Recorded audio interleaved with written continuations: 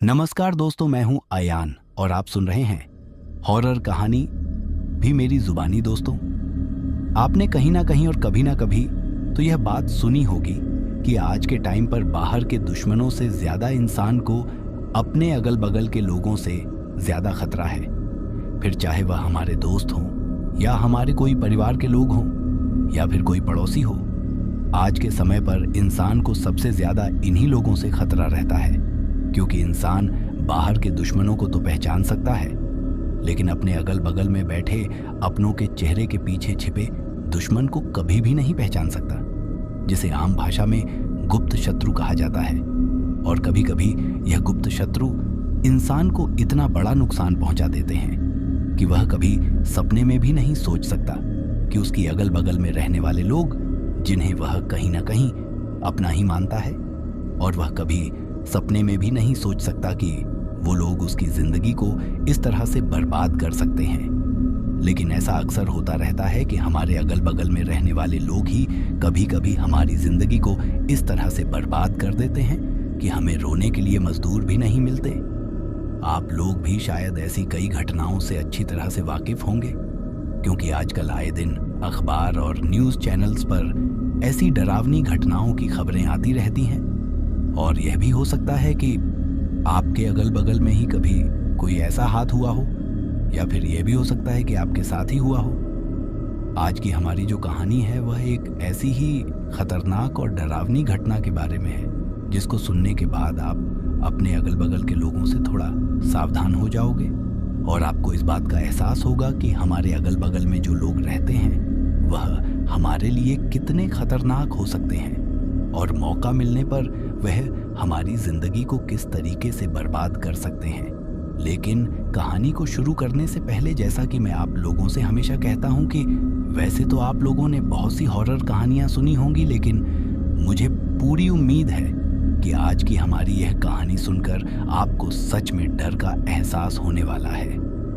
बस मेरी आपसे इतनी गुजारिश है कि आप अगर इस कहानी को पूरा सुनेंगे तो आपको सच में बहुत ज्यादा मजा आने वाला है। साथ ही अगर आप पहली बार हमारे इस चैनल पर आए हैं तो चैनल को अभी सब्सक्राइब कर लीजिए। ऐसा करने से हम और आपकी नजदीकियां बढ़ जाएगी और आगे आने वाली वीडियो आप तक आसानी से पहुंच जाएंगी। तो ज्यादा समय ना लेते हुए जल्दी से अपनी कहानी को शुरू करते हैं। दोस्तों, आज की हमारी जो कहानी है वह महाराष्ट्र के नागपुर शहर के रहने वाले महेश की है।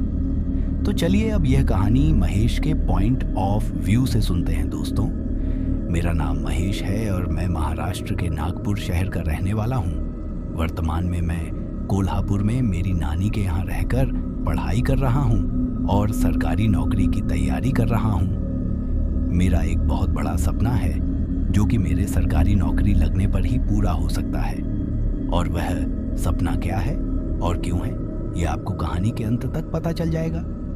आज जिस डरावनी और खतरनाक घटना के बारे में मैं आपसे जिक्र करने जा रहा हूँ, यह उस वक्त की है जब मैं नागपुर में अपने घर पर रहकर ही अपनी कॉलेज की पढ़ाई कर रहा था। और वह घटना इतनी खतरनाक और डरावनी थी कि उसी की वजह से मैं अपने घर को छोड़कर अपनी नानी के यहाँ पढ़ाई करने के लिए आ गया। और उस घटना की वजह से आज मेरा पूरा परिवार बहुत सी परेशानियों को झेल रहा है। दरअसल उन दिनों सब कुछ ठीक चल रहा था। मैं नागपुर में रहकर ही अपनी पढ़ाई कर रहा था और उस वक्त मेरे घर में टोटल 8 सदस्य थे। मैं, मेरी दादी, मेरे पापा और मम्मी, चाचा चाची और उनके 2 बच्चे। मेरे पापा और चाचा की नागपुर में ही हार्डवेयर की दुकान है, तो उन दिनों वो दोनों तो सुबह होते ही दुकान पर निकल जाया करते थे और मैं भी लगभग सुबह के 10 बजे तक कॉलेज चला जाता था। अब घर पर सिर्फ हमारे घर का महिला मंडल और चाची के 2 बच्चे ही रहते थे। उन दिनों हमारे घर के सामने जो मकान था वह खाली पड़ा था, उसमें कोई भी नहीं रहता था। उसके जो मकान मालिक थे वो नागपुर से बाहर रहते थे। लेकिन एक दिन उनका पापा के पास कॉल आता है और वह उन्हें बताते हैं कि जल्द ही आपके पास नए पड़ोसी रहने आने वाले हैं। तब पापा ने उनसे पूछा कि कौन आने वाला है, तो उन्होंने बताया कि उस मकान में किराए पर एक फैमिली रहने के लिए आ रही है। और उन्होंने पापा से मजाक करते हुए कहा कि अब तो मैंने आपके लिए पड़ोसियों का इंतजाम कर दिया है। साथ ही वह पापा से कहते हैं कि उनके ऊपर थोड़ी नज़र ही रखना, अगर कुछ गड़बड़ लगे तो मुझे फ़ोन कर देना। जिस दिन यह बात हुई थी उसके कुछ ही दिन बाद हमारे घर के सामने एक गाड़ी आकर रोकती है और कुछ लोग उस दिन उस मकान की साफ सफाई कर रहे थे, जिनको देखकर मैं समझ गया था कि शायद यह वही नए किराएदार हैं जिनके बारे में उन अंकल जी ने पापा को बताया था। फिर 1-2 दिन बाद तो हमें इस चीज़ का कंफर्म हो ही गया था कि वह लोग अब उस मकान में रहने लग गए हैं। लेकिन हमें अजीब बात यह लग रही थी कि वह लोग दिन के समय कभी भी अपने मकान से बाहर नहीं निकलते थे और ना ही किसी से ज़्यादा बातचीत करते थे। तभी एक दिन उस मकान मालिक का पापा के पास फिर से फ़ोन आता है और वह उस किराए पर रहने वाली फैमिली के बारे में पापा से पूछते हैं। तो पापा तो उनसे कह देते हैं कि भाई ये लोग तो बहुत ही ज़्यादा शरीफ लग रहे हैं, पूरे दिन भर ना ही तो अपने मकान से बाहर निकलते हैं और ना ही किसी से बातचीत करते हैं। लेकिन पापा को क्या पता था कि जिनको वह शरीफ और समझदार समझ रहे हैं वही लोग आगे चलकर हमारे लिए इतनी बड़ी मुसीबत बनने वाले थे और उन्हीं की वजह से हमारे साथ एक इतनी डरावनी और भयंकर घटना होने वाली थी जिसके बारे में हमने कभी सपने में भी नहीं सोचा था। दरअसल जब वह लोग उस मकान में रहने के लिए आए तो शुरू में तो हमें सब कुछ ठीक ठाक ही लग रहा था और जैसा कि मैंने आपको पहले बताया कि दिन भर वह लोग अपने मकान से बाहर भी नहीं निकलते थे। लेकिन अब धीरे धीरे रात के समय उनके घर से कुछ अजीब अजीब तरह की आवाज़ें आने लगी थी। कभी तो उनके घर से पायल की ऐसी आवाज़ आती थी जैसे रात के समय कोई पहनकर दौड़ रहा हो और कभी कभी रात के समय किसी के चिल्लाने की बहुत तेज़ आवाज़ आती थी। अब शुरू में तो हम लोगों ने इस चीज़ को नज़रअंदाज किया, लेकिन धीरे धीरे वह सब घटनाएं बढ़ती ही जा रही थी। तभी एक दिन हमारे घर पर एक छोटी सी पार्टी होती है और मेरे पापा मुझे उस सामने वाले घर पर जाकर उन लोगों को शाम के वक्त हमारे घर खाने पर इनवाइट करके आने के लिए कहते हैं। तभी मैं उन लोगों के घर पर जाता हूँ और जब मैं उनके घर पर गया तो उनके घर का दरवाज़ा बाहर से बंद था।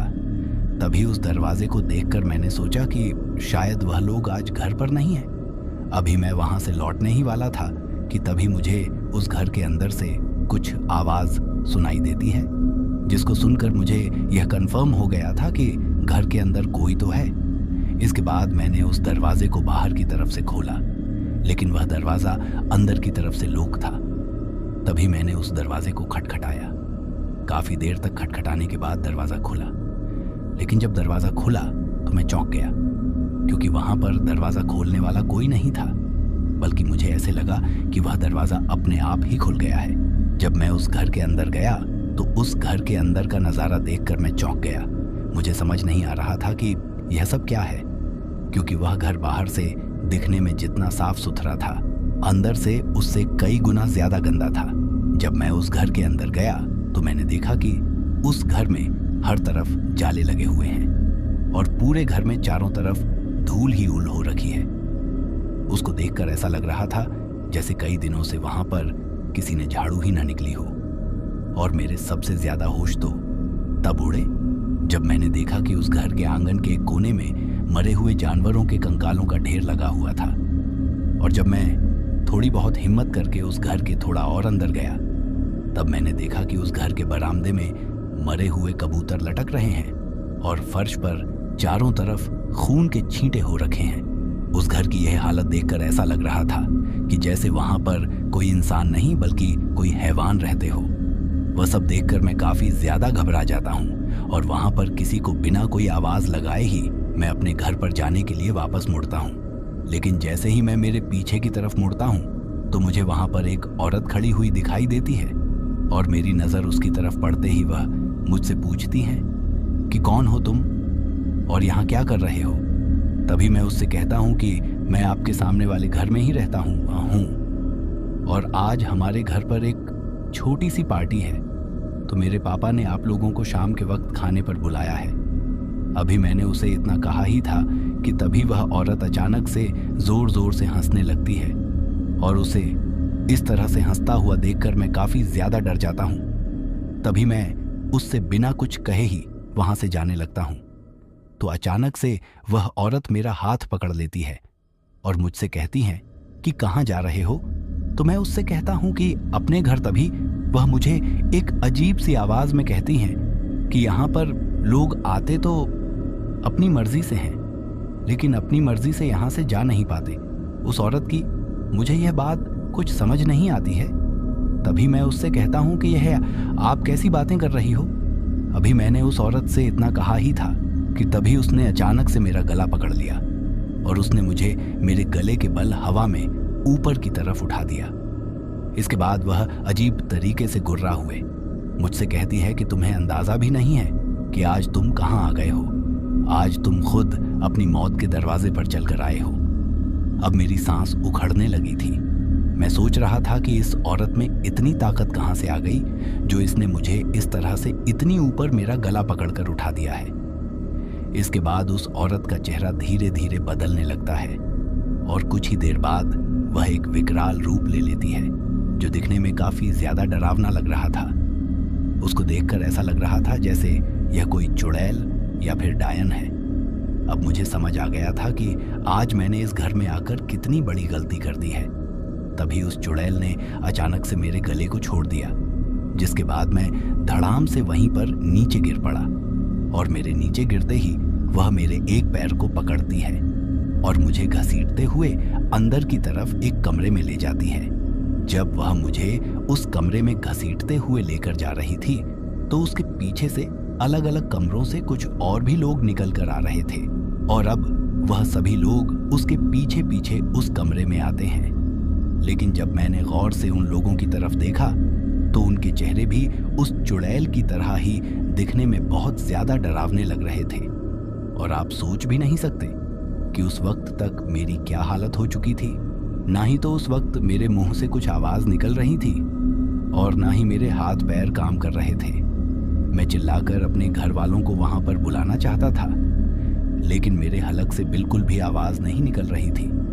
तभी वहां पर उस बड़ी चुड़ैल के पीछे एक लड़की की तरह दिखने वाली छोटी चुड़ैल थी जो उससे कहती हैं कि अरे वाह, आज तो लाजवाब खाने का इंतजाम हुआ है।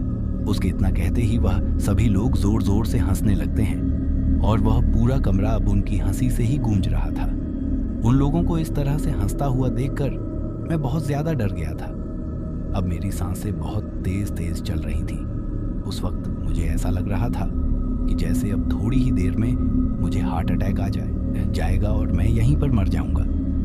अभी मैं यह सब सोच ही रहा था कि तभी अचानक से मेरी आंखों के सामने झाला सा आने लगता है और धीरे धीरे मेरी नजर धुंधली होने लगती है और मैं वहीं पर बेहोश हो जाता हूं। लेकिन जब मुझे होश आता है तो मेरी आंखों के सामने बिल्कुल अंधेरा था। अब भी मैं उसी कमरे में पड़ा हुआ था, लेकिन मुझे वहां पर कुछ भी दिखाई नहीं दे रहा था। अब भी मेरे डर का स्तर 7वें आसमान पर था। अब मुझे किसी भी तरह से बचकर वहां से निकलना था। तभी मैंने मेरी जेब को टटोलना शुरू किया, लेकिन उस वक्त मेरी जेब में मेरा फोन नहीं था। तभी मैंने सोचा कि मेरे पास यहां से निकलने का सिर्फ यही एक मौका है। वह चुड़ैल यहां पर किसी भी वक्त आती ही होंगी, लेकिन मुझे अब तक एक बात समझ में नहीं आ रही थी कि अगर मैं बेहोश हो गया था तो फिर उन लोगों ने मुझे जिंदा क्यों छोड़ दिया। लेकिन मैंने तो मन ही मन भगवान का शुक्रिया ही किया कि मैं अब तक जिंदा हूं और उसके साथ ही मैंने भगवान से प्रार्थना की कि हे भगवान, अगर अब तक मुझे जिंदा रख रखा है तो मुझे यहां से किसी भी तरह बाहर भी निकलो और मेरी जान बचाओ। अभी मैं आंख बंद करके भगवान से यही प्रार्थना कर रहा था, लेकिन जब मैंने आंख खोली तो मेरी नजर उस कमरे की दीवार पर ऊपर की तरफ गई, जहां पर मुझे बाहर की तरफ से एक छोटी सी रोशनी आती हुई दिखाई देती है, जिसको देखकर मैं समझ गया था कि यह शायद इस कमरे का रोशनदान है। और जब मैंने उस दीवार के कान लगाकर गौर से बाहर की आवाज को सुना तो मुझे बाहर की तरफ मोटर गाड़ियों के आने जाने की आवाज सुनाई दे रही थी और उस आवाज को सुनकर मैं समझ गया कि यह मेरे मोहल्ले की गली वाली सड़क है और शायद अब तक रात हो चुकी है। इसी वजह से सड़क के बाहर की रोशनी इस रोशनदान से होते हुए कमरे की दीवार पर गिर रही है। लेकिन तभी मैं सोचता हूँ कि मैं शाम के वक्त घर से आया था और अब तक तो घर वाले भी मुझे ढूंढकर परेशान हो रहे होंगे। लेकिन मैंने सोचा कि इस वक्त मेरे पास इन सब बातों को सोचने का बिल्कुल भी टाइम नहीं है। मुझे सबसे पहले किसी भी तरह इस कमरे से बाहर निकलना है। लेकिन वह जो रोशनदान था वह काफी ऊपर था और वह कमरा बिल्कुल पूरा खाली था। उस रोशनदान तक पहुंचने के लिए उस कमरे में कुछ भी सामान नहीं पड़ा हुआ था। तभी मैंने मेरा थोड़ा दिमाग लगाया और अपने पैरों से अपने जूतों को निकाला और उन दोनों जूतों की डोर को आपस में बांधकर उनको अपने गले में लटका लिया, क्योंकि मैं अपने किसी भी सामान को उस कमरे में नहीं छोड़ना चाहता था। क्योंकि मैंने सुना था कि हमारी कोई भी चीज अगर इन बुरी शक्तियों के हाथ लग जाती है तो यह हमारे साथ कुछ भी बुरा कर सकती है। इसके बाद मैं उस दीवार से चिपककर अपने हाथ की हथेलियां और पैरों के बल पर ऊपर दीवार के उस रोशनदान की तरफ चढ़ने लगता हूं। लेकिन उस वक्त डर के मारे मेरे पूरे शरीर पर काफी ज्यादा पसीना आ रहा था और उस बंद कमरे में काफी ज्यादा गर्मी भी थी।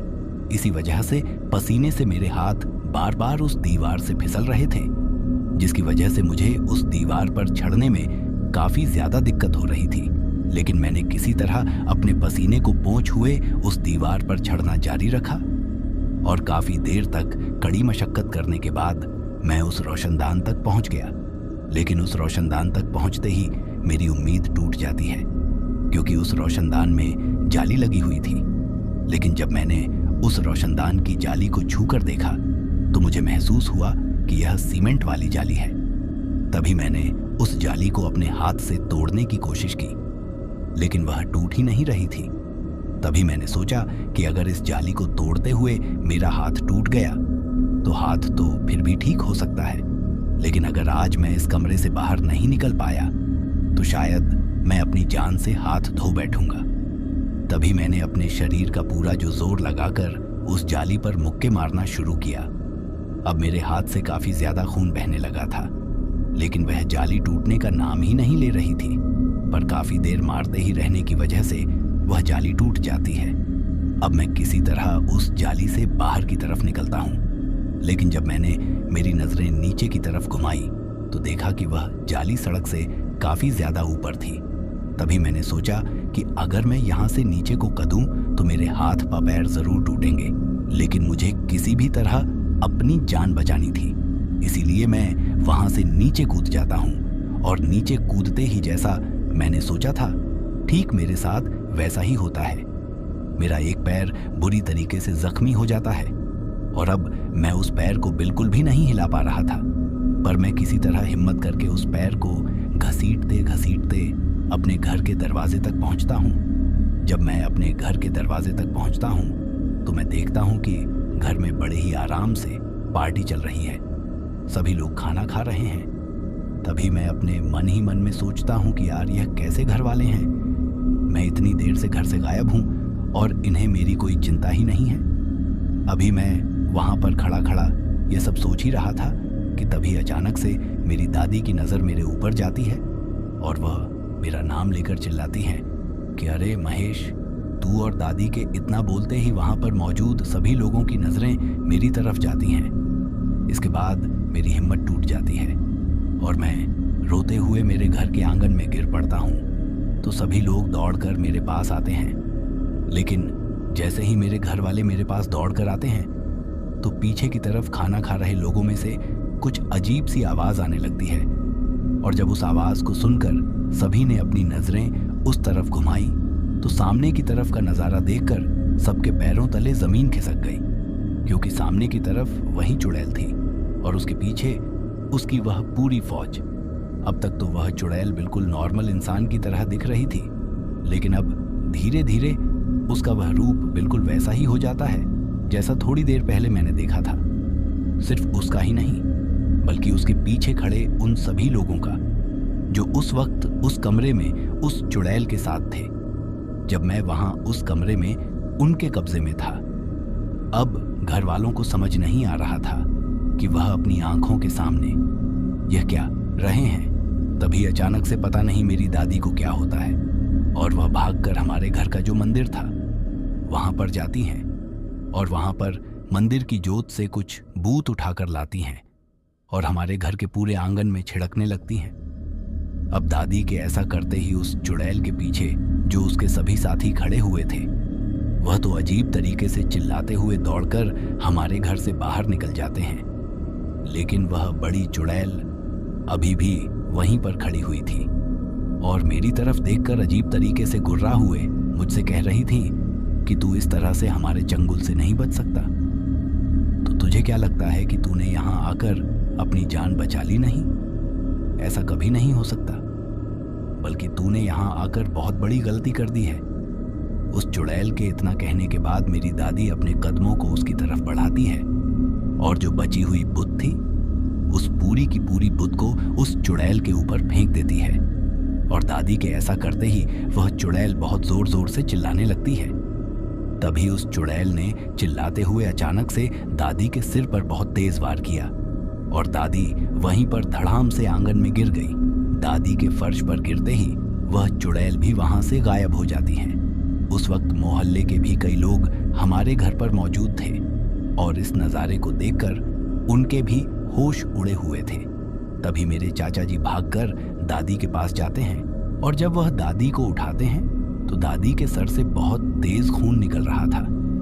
तभी घर वाले मुझे और दादी को तुरंत अस्पताल लेकर जाते हैं। ताल में मेरे तो टूटे हुए पैर पर प्लास्टर कर दिया जाता है, लेकिन डॉक्टरों ने बताया कि दादी की हालत काफी ज्यादा गंभीर है, वह कोमा में चली गई है। जब मैं अस्पताल में था तब पापा ने मुझसे पूछा कि तुम्हारे साथ यह सब कैसे हुआ। तब मैंने पापा को सारी बात बताई। फिर मैंने पापा से पूछा कि उस दिन अगर मैं रात तक घर पर नहीं लौटा था तो आप लोगों ने मुझे ढूंढने की कोशिश क्यों नहीं की और आप लोगों को मेरी चिंता क्यों नहीं हुई कि अब तक मैं घर पर क्यों नहीं लौटा। तब पापा मुझसे कहते हैं कि तुम्ही ने तो फोन करके मुझसे कहा था कि तुम्हारे किसी दोस्त का एक्सीडेंट हो गया है और तुम उसे लेकर अस्पताल जा रहे हो और तुम्हारा सुबह तक आना होगा। आज शाम पार्टी में तुम शामिल नहीं हो पाओगे। तब मैंने पापा से कहा कि मैंने तो आपको कोई भी कॉल नहीं किया था, बल्कि जब मैं उस कमरे से बाहर निकलने की कोशिश कर रहा था उस वक्त तो मेरे पास मेरा फ़ोन भी नहीं था। लेकिन इसके बाद पापा ने मुझे जो कहानी बताई उसे सुनकर मेरे तो होश ही उड़ गए। पापा ने मुझे बताया कि उस दिन शाम होते ही उस घर में रहने वाली वह चुड़ैल हमारे घर पर आती है।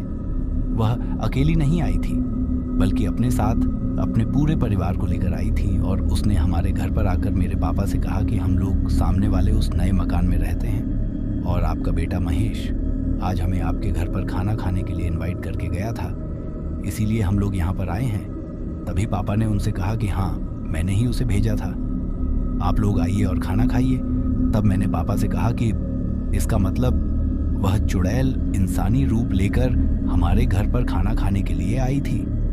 इसके साथ ही मैं पापा से कहता हूँ कि क्या आपने उस मकान मालिक को फोन करके इस घटना के बारे में नहीं बताया? तब पापा ने मुझसे कहा कि मैंने किया था उसको फोन यह कहने के लिए कि क्या इंसानों की कोई कमी पड़ गई थी जो वह भूतों और चुड़ैलों को कब से मकान किराए पर देने लगा है। लेकिन जब मैंने उसके फोन पर कॉल किया तो मुझे पता चला कि उसकी अब भी कुछ दिन पहले ही मौत हो चुकी है। पापा के मुंह से यह बात सुनकर मैं बहुत ज्यादा चौंक गया था। मुझे लगा कि कहीं उस चुड़ैल ने ही तो उस मकान मालिक को नहीं मार दिया। अब इस हादसे को 152 दिन बीत चुके थे। तब तक डॉक्टरों ने मुझे अस्पताल से छुट्टी दे दी थी, लेकिन तब तक मेरी दादी कोमा में ही थी और उन्हें अस्पताल में ही रखा गया था। तो मेरे चाचा ने मेरे पापा से कहा कि आप महेश को लेकर घर चले जा, माँ के पास मैं रुकता हूँ। इसके बाद सभी घर वाले मुझे लेकर घर पर आ जाते हैं। लेकिन हमारे मोहल्ले में एक बुजुर्ग दादा रहते हैं जो उस दिन वह घटना जब हमारे घर पर हुई थी तब वह वहीं पर मौजूद थे और वह हम लोगों के घर पर आते ही मेरे पापा के पास आते हैं और उनसे कहते हैं कि मैं तुम लोगों का घर पर आने का इंतजार ही कर रहा था। वह पापा को बताते हैं कि मेरी नज़र में एक बहुत ही सिद्धि प्राप्त के हुए अघोरी हैं और वह अपनी सिद्धि का उपयोग सिर्फ लोगों की भलाई के लिए ही करते हैं। तुम्हें भी एक बार उनको अपने घर पर बुलाकर उस डरावनी घटना की पूरी जानकारी लेनी चाहिए। हो सकता है वह चुड़ैल फिर से तुम्हारे घर के किसी सदस्य पर हमला कर दे। तभी पापा उनसे कहते हैं कि ठीक है, आप उन्हें बुलाइए। इसके बाद वह अघोरी हमारे घर पर आते हैं। दरअसल वह रात के वक्त हमारे घर पर आए थे, लेकिन जैसे ही वह अघोरी बाबा हमारे घर पर आए तो उनके आते ही उस सामने वाले कान में से अजीब तरीके से किसी के चिल्लाने की आवाज आने लगी थी। उसके बाद उन अघोरी बाबा ने हमें बताया कि वह तो कोई भगवान का करिश्मा ही था जो उस दिन आप लोगों की जान बच गई, वरना वह चुड़ैलों की पूरी पलटन आप लोगों को मारने के लिए ही यहाँ पर आई थी। उस दिन अगर आपका यह लड़का सही समय पर यहाँ पर नहीं पहुँचता तो थोड़ी ही देर में वह चुड़ैलों की पलटन यहाँ पर मौजूद सभी लोगों को मौत के घाट उतार देती। उस दिन उस पार्टी में वह रात के 12 बजे का इंतजार कर रही थी। अगर रात के 12 बजे तक आपका यह लड़का यहाँ पर नहीं आता तो वह आप सभी लोगों को मार देती। इसके बाद उन अघोरी बाबा ने उन चुड़ैलों के बारे में जो बताया उसे सुनकर मेरे पूरे घर के सभी लोग काफी ज्यादा घबरा गए थे। उन्होंने हमें बताया कि वह चुड़ैल फिर से हमारे घर के किसी भी सदस्य पर हमला कर सकती है। उनने के लिए हमें हमारे घर पर हवन कराना होगा। उन्होंने हमें बताया कि आपके घर के किसी एक सदस्य ने उनकी दुनिया में जाकर उनको छेड़ दिया है और अब वह आप लोगों का पीछा बिल्कुल भी इतनी आसानी से नहीं छोड़ने वाली। इसके बाद पापा ने उन अघोरी बाबा से पूछा कि आखिर यह चुड़ैल थी कौन और यह हमसे क्या चाहती हैं। तब उन अघोरी बाबा ने बताया कि यह एक पूरा परिवार था जो आज से कुछ साल पहले किसी दूसरे शहर में रहता था, लेकिन उस घर की जो मुखिया थी वह किसी तंत्र विद्या को सीखने के चक्कर में आ जाती है और इस तंत्र विद्या के चलते वह अपने पूरे घर वालों के साथ अपने ही घर में फांसी लगाकर मर जाती है। तभी से उन लोगों की आत्मा इधर से उधर भटक रही है। वह मरने के बाद भी जिंदा इंसानों की तरह एक शहर से दूसरे अनजान शहर में जाते हैं और किसी जिंदा इंसान की तरह ही रहकर लोगों को अपना शिकार बनाते हैं। लेकिन वह सिर्फ उन्हीं लोगों को अपना शिकार बनाते हैं जो उनकी दुनिया में अपनी मर्जी से प्रवेश करता है। और उस दिन आपने अपने लड़के को उनके घर पर भेजकर बहुत बड़ी गलती कर दी थी। मरने के बाद उस घर के सभी लोग चुड़ैल, डायन और पिशाच का रूप ले चुके हैं। यहाँ तक तो अघोरी बाबा ने जो कुछ भी बताया वह सब कुछ ठीक था, लेकिन इसके आगे उन्होंने जो बात बोली उसे सुनकर हम सभी लोग बहुत ज्यादा घबरा गए। उन्होंने हमसे कहा कि अब अगर उन्होंने आपके ऊपर हमला कर दिया है तो वह किसी एक इंसान की बलि तो आपके परिवार में से लेकर ही रहेंगी और उन्होंने पहले से ही उस इंसान के ऊपर हमला कर दिया है। इसके बाद पापा ने उनसे पूछा कि आप किस इंसान की बात कर रहे हैं, तो उन्होंने कहा कि आपकी माताजी यानी कि वह मेरी दादी के बारे में बात कर रहे थे। उन अघोरी बाबा ने हमसे कहा कि आपकी दादी बहुत बहादुर इंसान थी। उस दिन उन्हीं की वजह से आप सभी लोगों की जान बच गई। अगर उस दिन वह अपनी बहादुरी दिखाकर मंदिर का वह बबू उस चुड़ैल पर नहीं फेंक तो उस दिन बहुत बड़ा अनर्थ हो जाता। लेकिन अब आपकी दादी आपका साथ छोड़ चुकी है। उस चुड़ैल ने उनके ऊपर इतना खतरनाक वार किया था कि अब उनका जिंदा बच पाना बहुत मुश्किल है। अब वह सिर्फ कुछ ही दिनों की मेहमान है। अघोरी बाबा के मुंह से यह बात सुनकर पापा तो वहीं पर रोने लग गए थे। इसके बाद हुआ भी कुछ ऐसा ही। उसके ठीक 3 दिन बाद ही मेरी दादी हम सभी को छोड़कर हमेशा के लिए चली गई। दादी के जाने के बाद पापा ने कहा कि अब मैं मेरे घर के किसी भी और सदस्य को नहीं खोना चाहता। इसीलिए जैसा उन अघोरी बाबा ने बताया था हमारे घर पर वैसे ही हवन वगैरह करवाया गया। हवन के बाद उन्होंने पापा से मेरे लिए कहा कि आप अगर इसे इस शहर से दूर ही भेज दो तो ठीक रहेगा, क्योंकि जब तक यह यहाँ पर रहेगा इसके ऊपर खतरा बना रहेगा। और इसी वजह से मैं अपने घर से दूर कोल्हापुर अपनी नानी के यहाँ रहकर अपनी पढ़ाई कर रहा हूँ। तो दोस्तों यह थी हमारी आज की कहानी आपको कैसी लगी कमेंट बॉक्स में कमेंट करके ज़रूर बताना। फिलहाल चलता हूँ बस। आप अपना और अपने परिवार का ख्याल रखें और अगर अभी तक भी चैनल को सब्सक्राइब नहीं किया है तो कृपया करके चैनल को सब्सक्राइब कर लीजिए। आपका यह छोटा सा सहयोग हमें आपके लिए ऐसी ही कहानियां लाने के लिए प्रोत्साहित करता है।